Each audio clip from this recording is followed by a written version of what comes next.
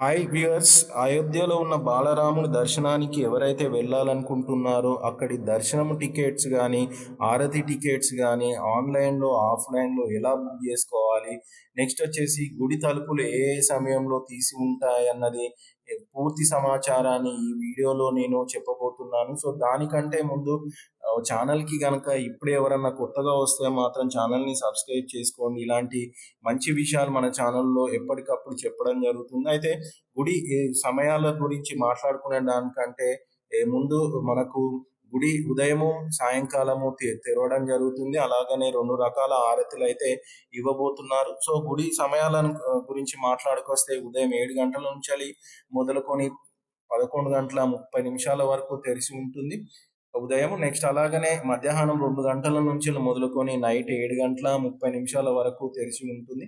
హారతులు 2 రకాల హారతులు ఇవ్వబోతున్నారు. అందులో 6:30 ఉదయం సమయంలో శృంగార హారతి ఇవ్వబోతున్నారు. సో, దీనికి సంబంధించి ఒక రోజు ముందే మీరు బుక్ చేసుకోవాల్సిన అవసరం ఉంటుంది. సంధ్యా హారతి నైట్ 7:30కి ఇవ్వబోతున్నారు.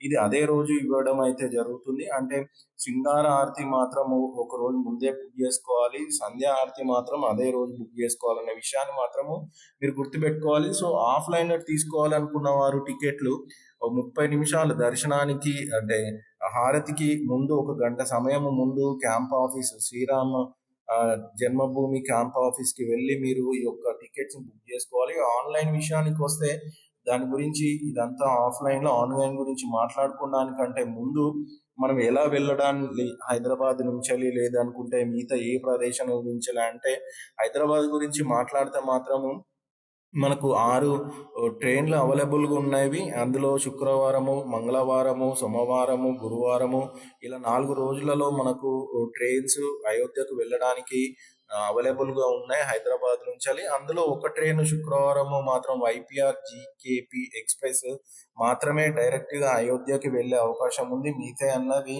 గోండా జంక్షన్, మల్కాపూర్ జంక్షన్ వరకే వెళ్తున్నాయి. సో, అక్కడి నుంచి మనము మళ్ళీ బస్సులో గానీ, లేదనుకుంటే మిగతా ట్రావెల్స్ నుంచెల్లి పట్టుకొని వెళ్ళిపోవచ్చు. మీరు చూస్తున్న ఈ ట్రైన్స్‌ని సోమ, మంగళ, గురు, శుక్రవారాలలో వెళ్ళడానికి మనకు అవైలబుల్‌గా ఉంది. మీకు ఈ స్క్రీన్ మీద ఉన్న వాటిని వాడుకొని మీరు బుక్ జేసుకోవచ్చు. నెక్స్ట్ వచ్చి ఒకవేళ గనక మీరు ఫోర్ వీలర్ కార్‌లో వెళ్ళాలి, లేదా ట్రావెల్స్‌లో వెళ్ళాలనుకుంటే మాత్రము హైదరాబాద్ నుంచి బయలుదేరితే మాత్రం మనకు దాదాపు ఒక 32 గంటలు చాలా రూట్స్ ఉన్నాయి. ఒక రూట్‌లో ఏమో 1300 కిలోమీటర్లు, ఇంకో రూట్‌లో ఏమో 1500 కిలోమీటర్లు, ఇంకొకటి 1700 కిలోమీటర్లు పట్టే అవకాశం ఉంది దూరం.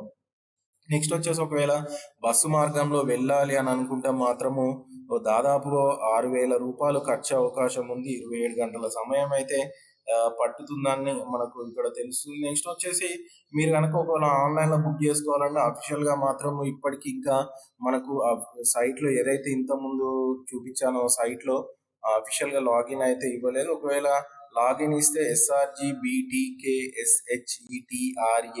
srgbtkshethra సైట్‌కి వెళ్ళండి. అందులో మీకు దర్శనం బుకింగ్ అనే స్లాట్ కనిపిస్తుంది. దాని మీద క్లిక్ చేసిన తర్వాత మీ నేము, మీ యొక్క ఆహ్, జెండరు, మీ యొక్క ఐడీ ప్రూఫ్స్ డీటెయిల్స్ ఇచ్చిన తర్వాత మొబైల్ వెరిఫికేషన్ అడుగుతుంది. దాని తర్వాత పేమెంట్ ఇవన్నీ చేసిన తర్వాత మీకు ఒక స్లిప్ బయటకొస్తుంది ప్రింట్‌గా.